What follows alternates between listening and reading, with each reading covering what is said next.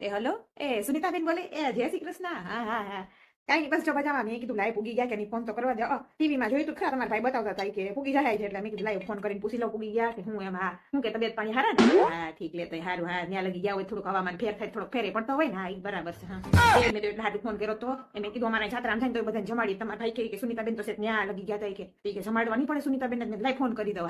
તમારે ટાઈમ હોય તો અહીંયા આવજો. હા અત્યારે ત્યાંથી આવ્યો હોય તો લુગડા બુગડા ધોવાનું બાકી હોય ને. હા કાંઈ વાંધો નહીં, ભલે ને તમે તમારે.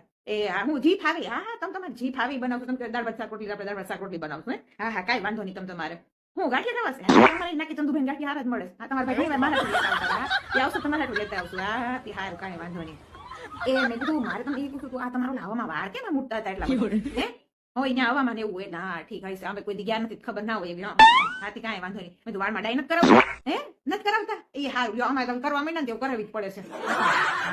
કાંઈ વાંધો નહીં. એ બેન તમે બહુ સારા કહેવાય. ત્યાં લગી કોઈ તો તમારે કઈ અભિમાન નથી. અમારે ત્યાં સિબલ્યું શાક માર્કેટ શાક લેવા જાય ને તો વાળ સીધા કરીને જાય. હા અમારે સિબલ્યું કહેતી હતી, મેં બેન જુઓ કેવા સીધા સાદા છે. હે હા ત્યાં સિબલ્યું જરીક છે ને ગામડામાંથી સિટીમાં આવે ને તો એ સુનસા કરવા માટે તમે ત્યાં લગી કોઈ અભિમાન નથી. હા હારું હારું ઠીક કાંઈ વાંધો નહીં. આ જાજો ટાઈમ નથી લેવો, તમે તમારે આરામ કરો. હજી તમારે કેટલું કામ હશે ઘરનું ને. હા ઠીક કાંઈ વાંધો નહીં. જય શ્રી કૃષ્ણ.